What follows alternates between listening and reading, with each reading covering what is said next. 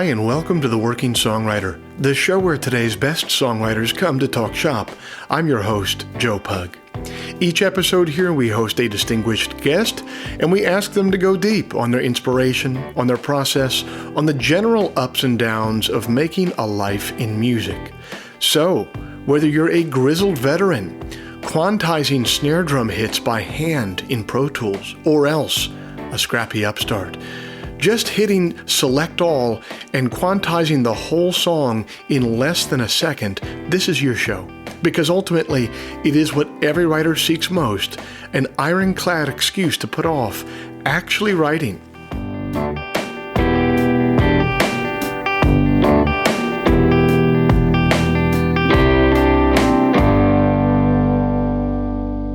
Hey everybody, it's the first Friday of 2023, and I thank you for joining us.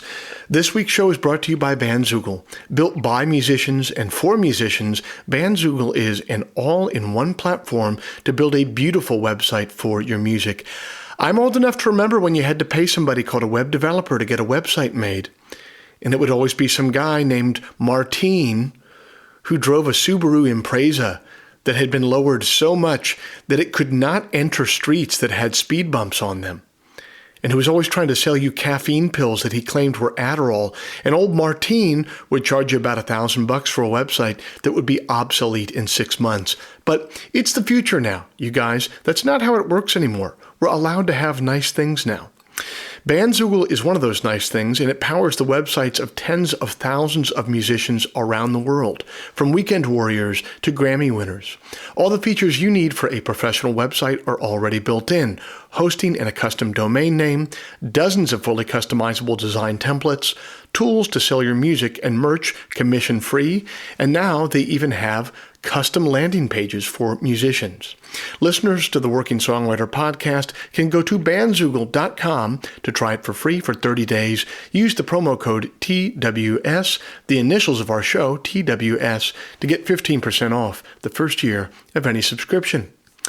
If you'd like to hear some of my music live in the coming weeks, you can check out my tour page, joepugmusic.com/tour, where there are a bevy of new tour dates posted all around the world, from London to Wolf Trap. Or you can find me the first Sunday of every month at 9 p.m. Eastern on YouTube for Sunday Songs. That's a live stream. I'm live. I'm playing tunes live. I'm taking questions in the live chat. I'm taking requests in the live chat. It's a really fun, really interactive experience. I dare to say that we're building something of a little community over there, including many people who are listeners to this podcast. So come on over and be a part of it. That's the first Sunday night of every month at 9 p.m. Eastern. Go on over to joepugmusic.com and click on the live stream tab to set a reminder. Finally, if you enjoy this podcast, if you'd like to help it remain a viable endeavor for me, here's a couple things that you could do to help. First, you can become a supporter of the show over at Patreon. Patreon is a platform that allows you to directly support creative endeavors that you find meaningful. You just head to their site, Patreon, you search for The Working Songwriter, or you search for my name, and then you sign up to kick in a few bucks every month for the show. Think of it as a voluntary subscription, a subscription that you certainly don't have to pay for, but that you choose to pay for because you dig the show and because you won't miss a few bucks at the end of the month. If just 1% of our listenership would kick in the price of a cup of coffee every month, it would make an immense difference. So thank you to everybody who's taken the time and the capital to support the show in that way. If you're not in a place where you can support the show in that way, that's all good. You could still help us out in a couple of ways that are entirely free. First, you could leave us a rating in the iTunes store, or second, you could simply tell a friend about the show. Spread the word about the show. The simple math on those two things is that they will help me much more than they will be a pain in the ass for you. Okay, I'll end all the harassment there. Thank you for joining us in this new year. Thank you for supporting us in this new year. And I look forward to another great one. Thanks for being here, guys.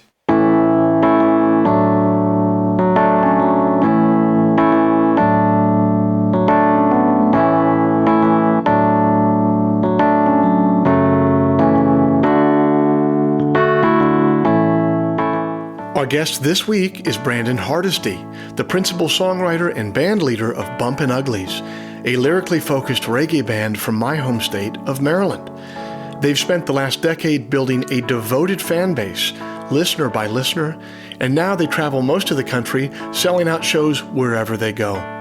The band now has a full business apparatus behind them, but for years it was a DIY affair, with Brandon helming nearly every aspect of the operation, from booking to driving the van. Top Shelf Magazine says their most recent release is the culmination of over a decade of hard work, immense sacrifices, and staying true to your own path, even when it's not the easy thing to do. Brandon is a friend of mine, and we got a chance to catch up on the phone late last year to hear about his musical journey so far.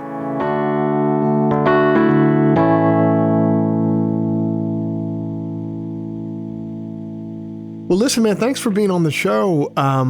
It's interesting to me. I was thinking before we got started here today, you and I were about the same age. We grew up in the same area. We play very different types of music, though, right? So I'm trying to figure out, as you were younger and you were growing up, what was kind of like the musical milieu that you were a part of that kind of put you on the course that you're on now? Man, I didn't even start playing guitar until I was 17. And as a kid, I was really into, like Third Eye Blind was like the first CD I ever had. So then I went through that whole phase of just like Third Eye Blind, Matchbox 20, The Wallflowers, all that kind of stuff. Blink-182 went through a huge Blink-182 and Green Day phase.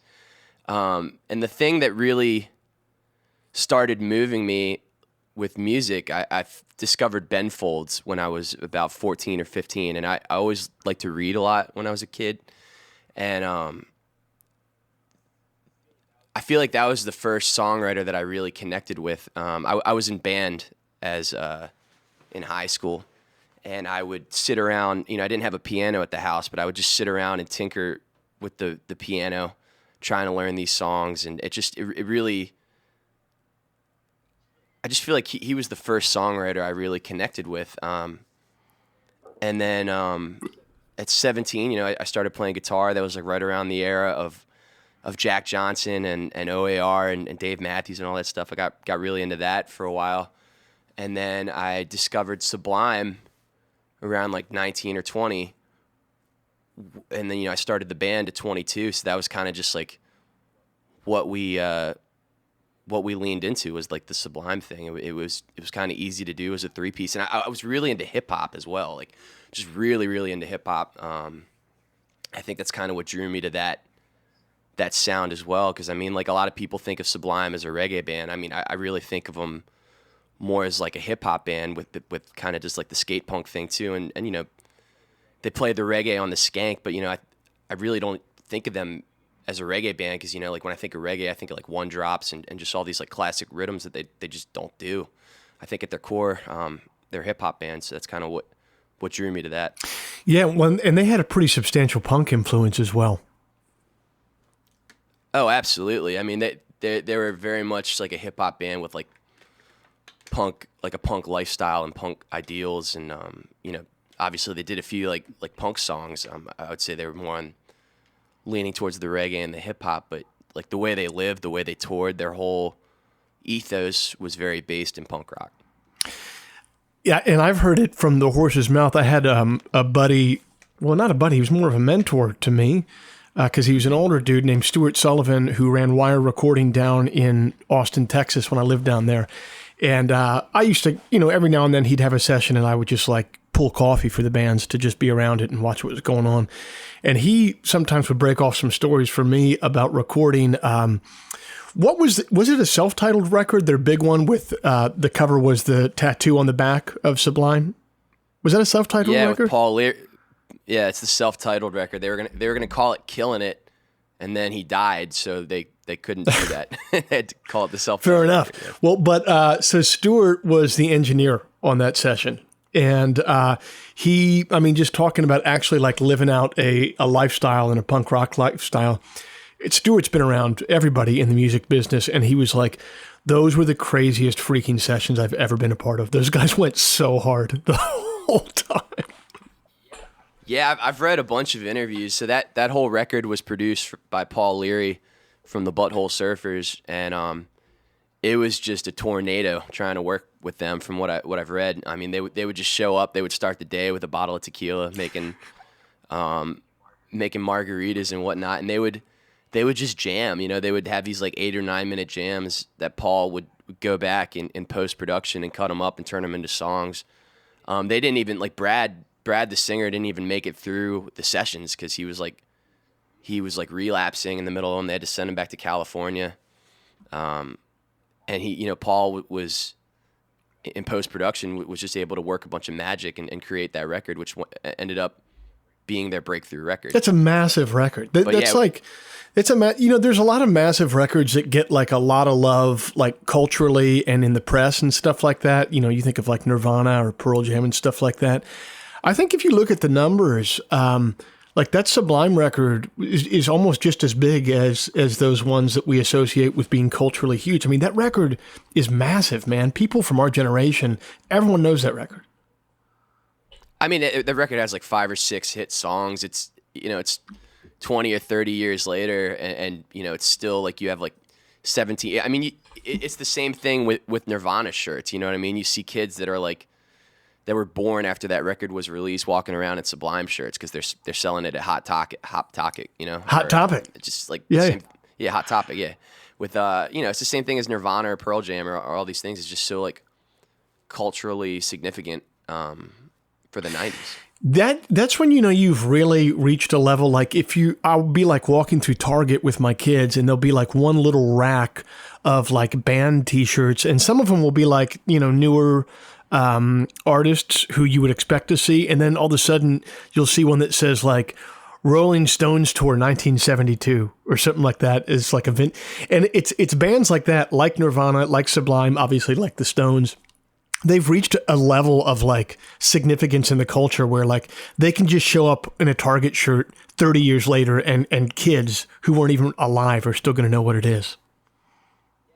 Yeah, I think a lot of it with Sublime too is just how striking the art is for that self-titled, or actually I think it was 40 ounces that they used it, but the Sublime Sun, it just looks cool. It goes well with the people know the band name, but it's a cool shirt for sure. It is, and the band name is pretty underappreciated as well. Yeah, the double or triple entendre, depending on how you want to think of it. Yeah, exactly, man. It's funny to go back a little bit. You were saying that Ben Folds was the first songwriter that really kind of hooked you, that you identified with. And, I've been talking with a couple folks on the show, and his name keeps on coming up. And I think what it is, man, is that like Ben Folds, he makes it look simple. So if you're starting out, you know what I mean? You think to yourself like, oh, I could do that. You can't at first, like it's going to take a while to get there, but he makes it look so effortless that younger artists feel like they can dip their toe. Absolutely. Well, like for me, the thing that caught me, I mean, obviously like his piano playing was beautiful, and he's just like a virtuoso on that. I mean, that was never going to happen for me, but like from a lyrical perspective, he's so smart, but not pretentious at the same time. Like everything is like self-deprecating and just silly, but witty at the same time. And that's what really caught me. Cause I mean, I remember at an early age being like really turned off by just quote unquote, like artist types, like that just take themselves way too seriously and just think they're just God's gift to word or whatever. That just never impressed me. And, so to see someone who was like writing smartly, but not, smelling their own farts.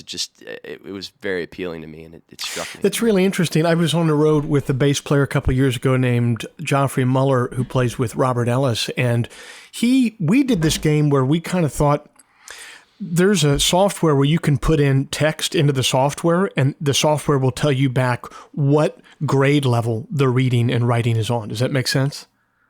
So all the songs that we put in that were not that popular were actually on like a very high reading level, and all the songs that we put in that were popular but seemed like very artistic and cool, they came out at like a 7th, 8th grade reading level. You know what I mean? And I think that has to do with I think it's actually harder to write complex ideas and put it on a 7th or 8th grade reading level. I think anyone can take a complex idea and have it be on a higher reading level, but like to be able to boil it down and get people to understand at that level, I think that's where the true artistry lies. Yeah, that makes a lot of sense.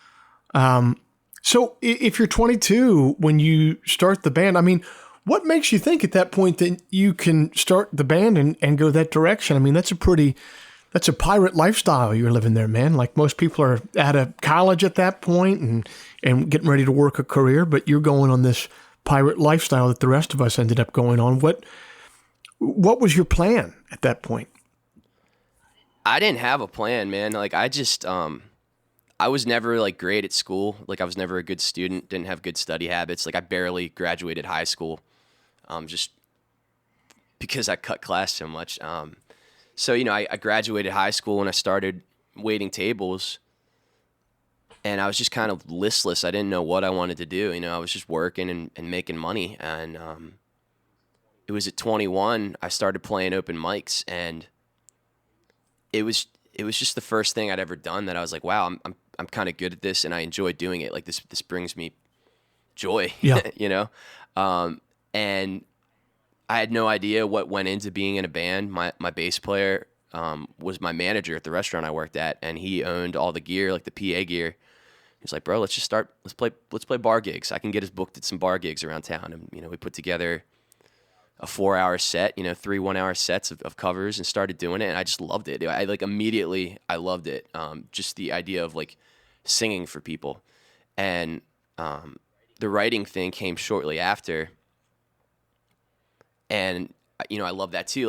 When I was younger, like everyone thinks once again, like we're the same age, like, growing up, like it was just shoved down my throat. Like you're going to college, like everyone goes to college. You want to be successful, you're going to college. So like when I was entertaining the idea of going to college, I was thinking about being a journalist because it's just what interested me. So when I started writing, it was like scratching that itch. And I got a lot of joy out of that. And eventually it was just a matter of like, all right, well, this is as good as anything else. I wasn't really planning on doing it for a living. It was just something that I did that I was good at. And then I figured out how to make money out of it. So I was like, well, I'd started going back to college as well at that point. I was studying finance.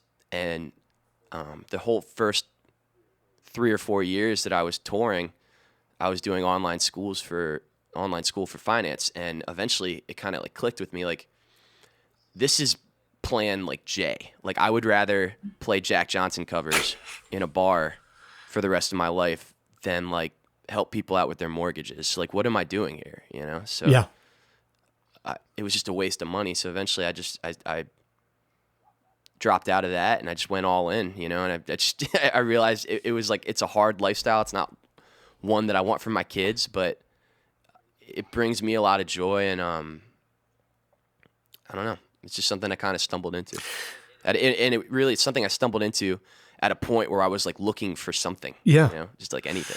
Yeah. Well, and also, I mean, especially at that age, if you're working, because I was working, on job sites and not making that much money. If you were working in restaurants, you're not making that much money.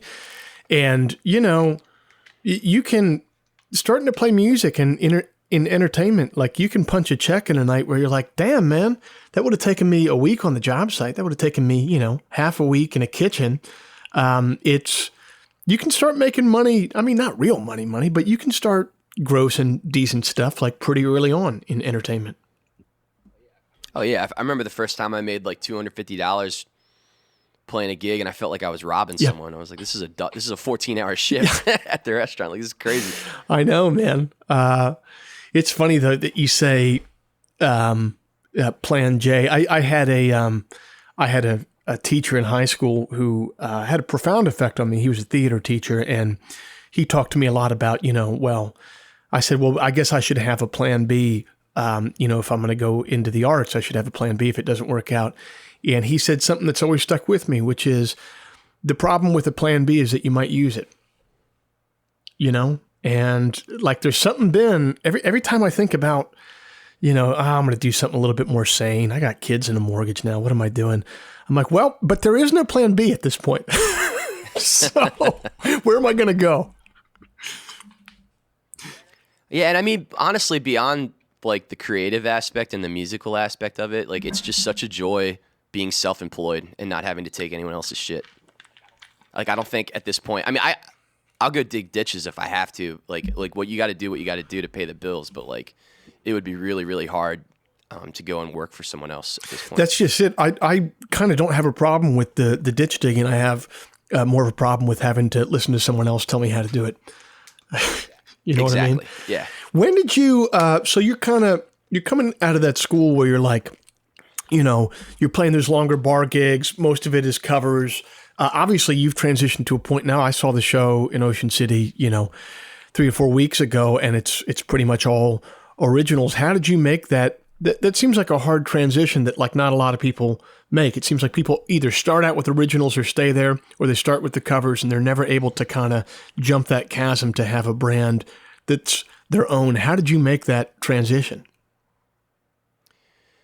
Well, I was always, so like the way I started touring was my buddy Joey Harcum and his band Pasadena. Like they were kind of like the local heroes. And Joey's just a sweetheart. He gave me my first gig really, like as a songwriter, quote unquote. And eventually when we went on tour, it was just hopping in their van and going on like just a shitty bar tour down I-95 down to Florida. And you know, that whole tour I was like going up and like introducing myself to the booking agents or the bar managers or whatever. So then, you know, I could book our own tour. And from the first tour we did, I was very stubborn about that. Like when we went on the road, like we were doing originals, but we would do bar gigs at home to make money for van payments and for studio time and all that stuff. We would just do the bar gigs, whatever we could get booked as, doing covers. You know, I feel like at that point it was half and half. We would go out and do a set and it would be half covers, half originals. That's like one of the cool things about like the genre of music that we do is it's good bar music. Yeah. So we didn't really have a lot of problem there. But eventually, eventually that stubbornness extended itself to the home sets, and I'd say like 7 years ago, roughly, you know, we started doing mostly originals. It was hard, you know. It was definitely hard. We would have made way more money just sticking with the cover thing, you know. But it was just a matter of perseverance, you know. It was really hard for a long time, and eventually it just wasn't. To your point there, you would have made way more money in the short term, but not in the medium to long term. Exactly. Like we would have been making the same money for 20 years probably. Yes. You know, like there's no raising the bar there. It's a hard jump to make, and a lot of times not only listeners, I feel like listeners will give you a little bit more leeway with it, but sometimes it seems like the club owners and promoters and people that you work with, they could be a little bit more dubious with it. But it sounds like they came along for the ride. Yeah. So it's funny because I actually was like so stubborn about that, like because coming from the background of like playing covers, like that's how I got introduced to playing music, was playing covers. So then when I started recording my own music, writing my own music and recording my own music, like I was so concerned with the identity of being a songwriter. That's why I was so stubborn about playing originals on the road.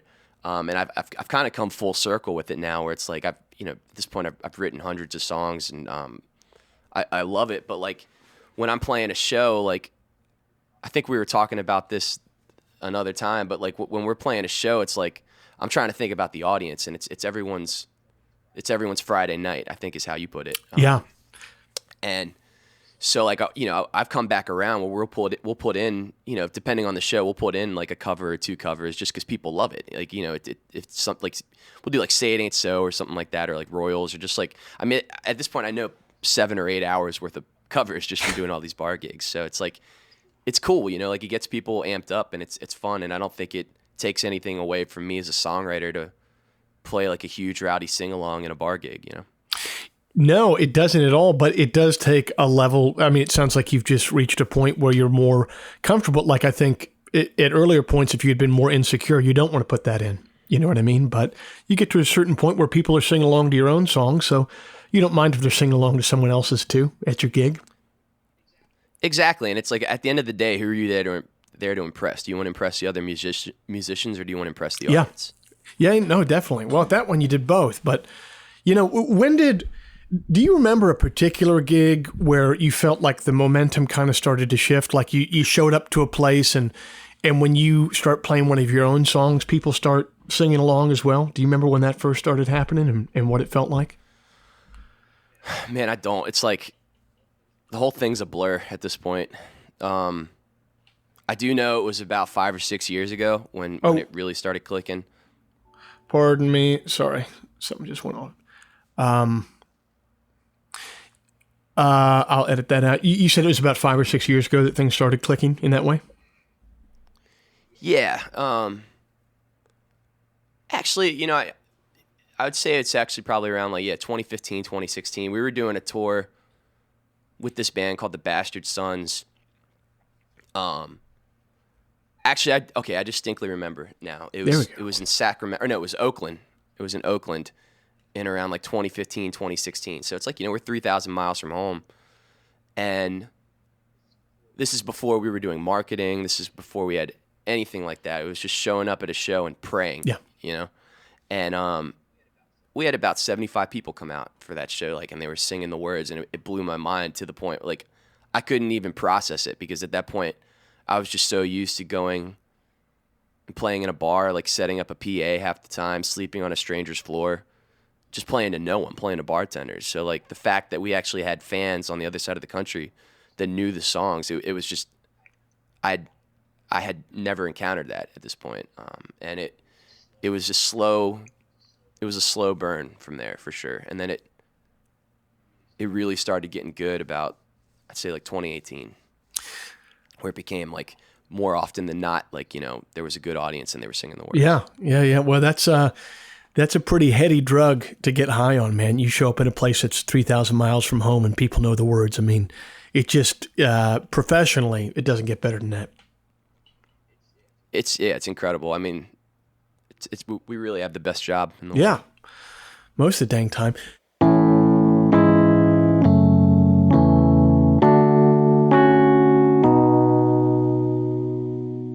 Are you stuck in a rut? Are you tired of listening to that Jimmy Buffett 20th Century Masters CD over and over again and need some new music? Are you sick of making hamburger helper beef stroganoff for dinner every night and you want something new to cook? What you are looking for, my friends, is the Enthusiast Digest. That's my monthly newsletter, which arrives in your inbox the first Sunday morning of every month, bursting with musical recommendations, poetry selections, recipes and cooking techniques for my favorite dishes, and items of general interest culled from the vast cesspool that is the internet. The Enthusiast Digest is free to subscribe to. If you dig the poetry that you hear on this show and the artists that you're hearing from, you'll dig the newsletter because I approach it with the exact same sensibility of curation. Go to joepugmusic.com/newsletter today to sign up for free. That is joepugmusic.com/newsletter. It takes approximately 15 seconds to sign up for a free newsletter that will enrich the first Sunday of your month with a veritable cornucopia of new and delightful recommendations. That's the Enthusiast Digest, the first Sunday of every month. Sign up for free at joepugmusic.com/newsletter.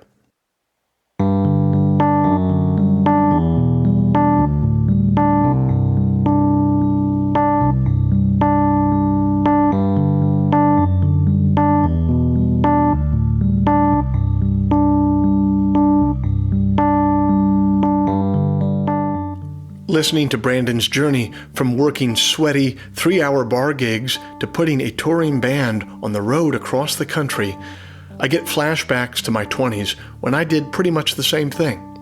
I remember visiting a town at that time and thinking to myself, I have the rest of my life to keep returning here. But many of those towns I've never returned to even years later, and the towns that I do return to feel different with each passing. And there's a wonderful poem by W.S. Merwin that describes that feeling. It's entitled, The New Song. For some time, I thought there was time, and that there would always be time for what I had a mind to do, and what I could imagine going back to, and finding it as I had found it the first time. But by this time, I do not know what I thought when I thought back then. There is no time, yet it grows less. There is the sound of rain at night arriving unknown in the leaves, once, without before or after. Then I hear the thrush waking at daybreak, singing the new song.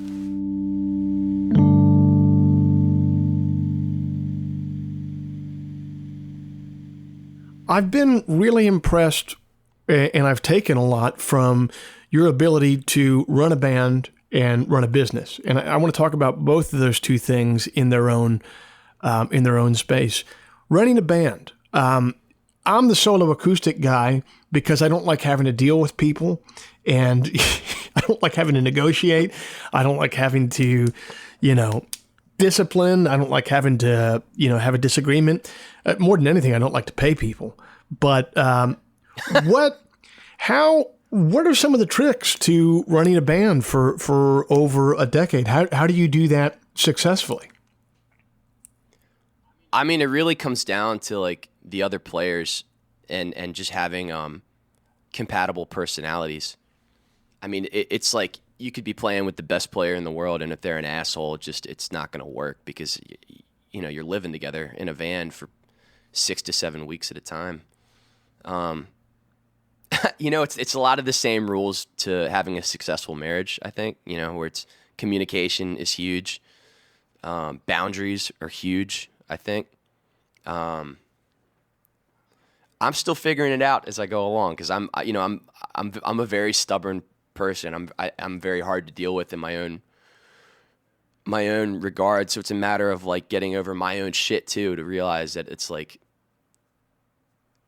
like running the band, like being the band leader and the owner of the whole thing is fine. But like you have to really respect, the sacrifices and the commitments that everyone else is making to be a part of this thing.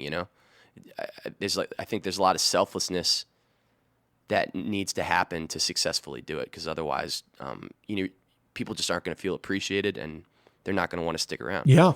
And that communication is huge. I have found in the past, especially when you're touring, as long as you prepare people for the situation that they're about to go into and you're straight up about it, it's usually people can get with the program. Like, hey, the staying situation is going to be bad tonight. We didn't sell that many tickets in Fort Worth. It's going to be a problem. As long as you kind of like prepare people, they can be cool. But man, if you just kind of pull the rug out from under them all at once, it gets to be a bummer real quick.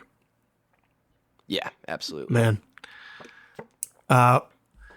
So talk to me on the business end. There's a lot of artists who, there's a lot of people that either pretend that they don't want to know or actually don't want to know how their business is run. And as we were talking about at the top of this thing, a lot of those people, maybe they got so successful so quickly that not a problem. They're making so much money that it doesn't matter how efficient or inefficient their business is. For the rest of us, it matters a great deal how efficient your business is, right? And so, how did you get to a point where you were comfortable doing both the artistic end, but then in a very meaningful way, having your finger on the pulse of your business and getting it to run well? So I was actually way more comfortable with the business side of it than I ever, before I was comfortable with the art side of it, just because, just how I grew up. Like the restaurant that I worked at after high school was my dad's restaurant that I grew up in. So my dad, was a small business owner his whole life. And I was always around it, and it's something he kind of instilled in me at an early age. Like he always used to love to say, if you want to run the restaurant, you got to know how to wash the dishes. So I've just always wanted to understand every side of it. And I've always I feel like there's a lot of similarities that go into running a restaurant, with running a band, which is like, a big thing in restaurants is minimalizing waste, like any type of food, you want to reuse it. You don't want to be throwing stuff away. And it's a similar philosophy with being in a band. You know, you just want to get 3 uses out of everything, I think. You know, I think about that every time I order merch. Like, you know, like what can I do with this design? I can put this on a shirt. I can put it on a hat. I can make a pin out of it. Maybe it can be a tour poster too. So you have 4 different revenue streams out of the same piece of art. Yeah. You know? Yeah. The other thing between the restaurant business and the music business is everybody's addicted to cocaine. Yeah. Oh yeah. The party lifestyle. It was just like going. There was no transition there going from restaurant to playing music. Yeah, man. That's. I think about that a lot. I think that this is pretty common for people in general, no matter what line of work they're in. But as I have gotten older, I used to always think about the money coming in the door and getting that gross number up as high as I can. And fair enough, you should probably try to get your gross up as high as you can. What I've really started to focus on in the last 5 or 6 years, though, is what is that net? What am I actually keeping? And keeping those expenses in a way where I can keep as much as possible, but at the same time, I'm not completely compromising and degrading the product that I'm selling to people. Because if I'm cutting costs in a way where the T-shirts are all crappy T-shirts, the musicians aren't good musicians that I can pay for cheap, or I don't bring musicians at all. The recording quality is bad. At a certain point, people are going to start to notice and not come around anymore. So where can you cut those corners and where can you cut those costs and still maintain the integrity of what you're giving people, of your art? Yeah, absolutely. Something else my dad always used to tell me is you can't put a percentage in the bank, which is something I try to think about a lot. What does that mean? I don't quite get that. Well, like you could, okay, so you're like your net versus your gross. You know, you could have like an incredible percentage, but if you're not selling it, it doesn't matter. Oh, so you're saying like you can have a great net percentage, but if your gross is really low, like you can be making 40%, but if you you could have a great margin, but if it's not selling, it doesn't matter. It's more important to like have something that's moving, you know, like and stand behind the quality of what you're doing. Yes. Yeah. I mean, that's a really good point. But I don't know. I think when I was at like the height of my touring, I really ran into the problem where like, man, I was like 30 years old and I was like the gross that we were putting down every year. It was like, dang man, like that's pretty legit, you know, for a 30-year-old that never graduated college.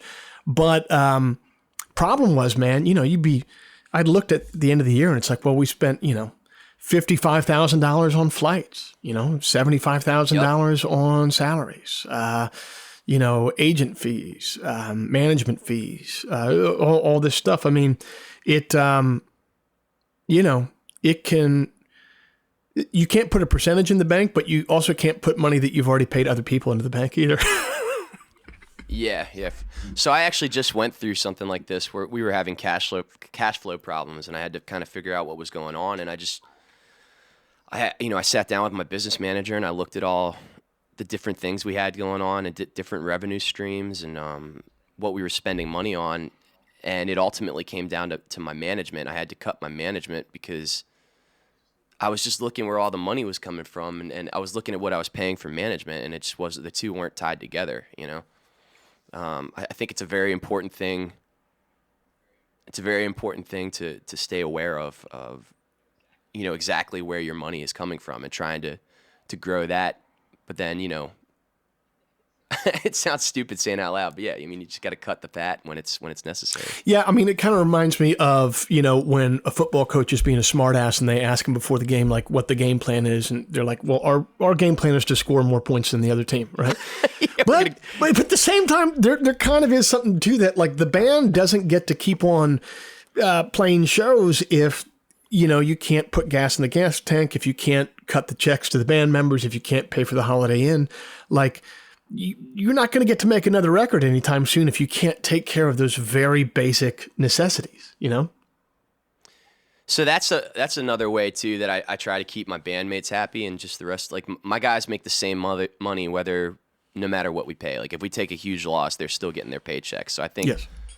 I think that takes a huge weight off of other people, just knowing you're making your money regardless. What like we did our first bus tour this last winter, and I got COVID for the first week. Right, I remember that. So we ended up taking a huge loss, and the whole first it was bad, bro. But that whole first week, we didn't have work. I still paid all my guys just because it's not their fault. They were banking on that money, and that's the way it should go. And I think there's a lot to be said for that, just the financial security. I know that's not something that everybody does their business different, and I don't think there's any right or wrong way, but I think there's a lot to be said with the security and consistency of doing it. Well, not to mention, it's like any other business. It's like if you have a really good tour and you make a bunch of money at the end of the tour, why do you get to keep the extra profit, right? And the answer is because you were the one that took the risk. You took the risk of maybe getting COVID in the first week and having to freaking pay everybody and lose your shirt, right? And because you take a risk like that every time you go out, then you're the one that gets to get the reward if it goes well, you know? Yeah, very much so. I mean, by that same token, I try to bonus my guys whenever we do well too, like, just to keep it fair and consistent. But yeah, like, there's so much, as you know, that goes into this. There's so many crazy expenses. I'm going to edit out the part where you said you give bonuses to people because I don't want musicians in my circle to start thinking that that's a thing. I love it. Oh man, where do you see the biggest avenue for growth for you guys going forward? Is it going to look exactly like it looks right now, except just leveled up, hopefully 50, 75, 100%? Or do you have other markets that you're looking to get into? Do you have new ways of releasing music? What's up next for you? I mean, for us, merch is like, I just can't put into words how much merch is a thing for us. Like, I mean, we make double or triple off of merch that we do off of the club dates. I'm hoping. Wow. Are you serious? Oh my God, yeah, Joe, it's insane. The merch numbers we do. What took it to that level for you? Did you have to invest in a ton of product to get that done, or has it always been like that for you? And it's just been a slow growth for us. Like, it was kind of like what we were talking about earlier about quality. Like, my whole philosophy on anything that I do with this is like, anytime I'm asking someone to pay for something, I want them to walk away feeling like they took advantage of us. Like, oh my God, like the quality of this shirt is incredible. The quality of this hat is incredible. Like, we just started doing VIPs, and I try to make that experience as cool as possible. And we've just, I don't know if it's... Hey, Brandon, I'm really sorry, but I just lost a connection with you to a... Are you still there? Hello? Hey, brother, I'm sorry. I lost a connection with you there for a second. Can I just ask you that question again? And you do that again? My fault. Yeah. Absolutely. So...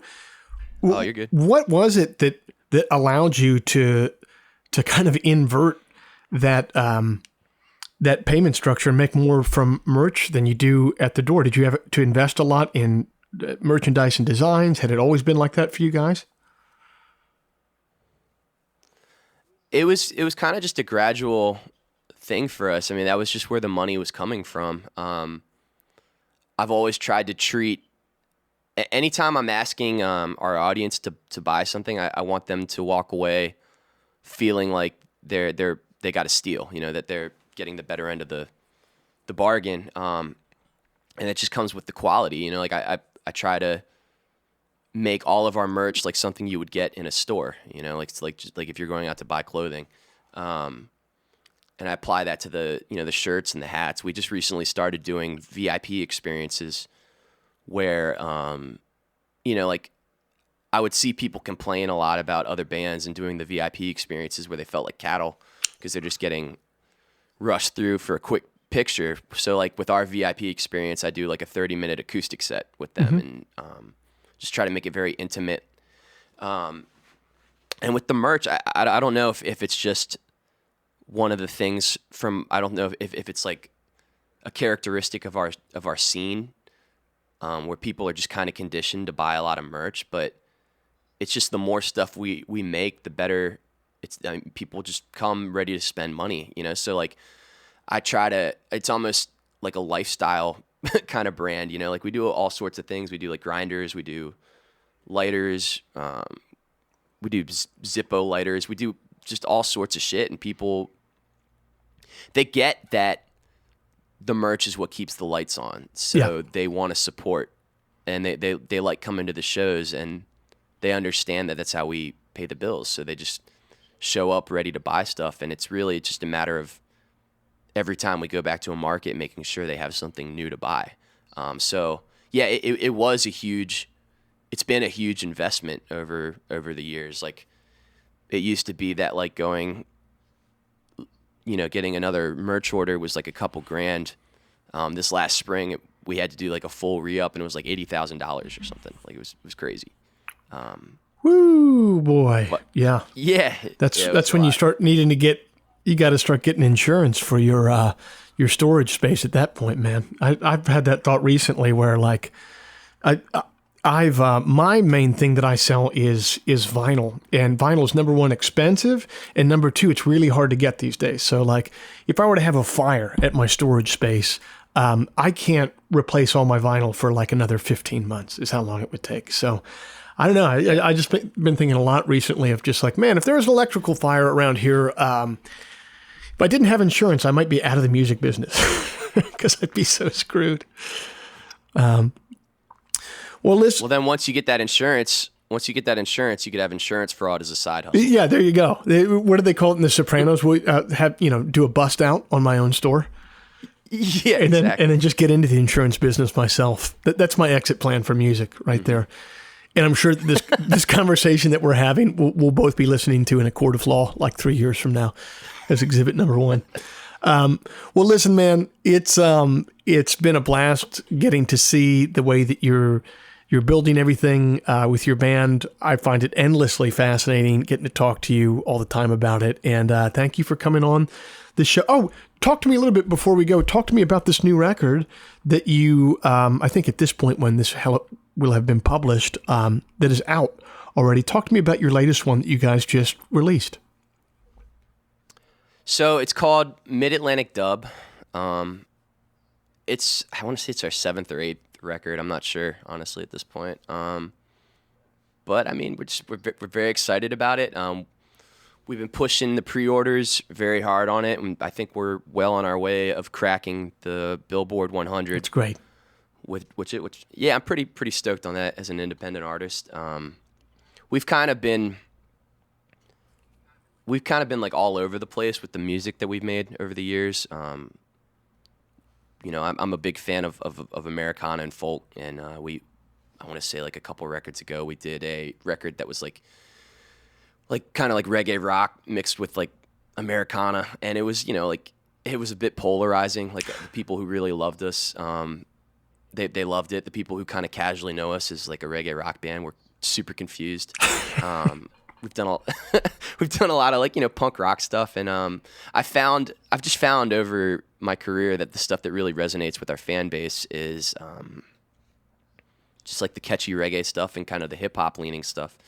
And so I decided to make a record that really leans into that, and I think we did a good job with it. And I'm just swinging for the fences with it, and fantastic. Just kind of excited to see what that does for us, and I think it's a really good record, and I'm excited for people to listen to it. Awesome, man. Brandon Hardesty, thanks so much for being a part of the Working Songwriter Podcast. Thanks for having me, Joe.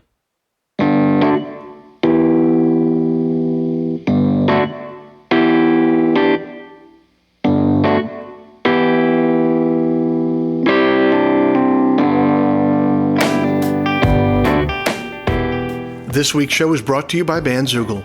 Built by musicians and for musicians, Bandzoogle is an all-in-one platform to build a beautiful website for your music. Use promo code TWS, the initials of our podcast, TWS, to get 15% off the first year of any subscription. Brandon's latest album is entitled Mid-Atlantic Dub, available everywhere music is sold or streamed. If before we meet again, you sit down to write, please remember, an expensive drug habit is not a song, a compelling Instagram account is not a song, and most importantly, reverb is not a song. So let all that take care of itself, and for you, just keep your eye on the song.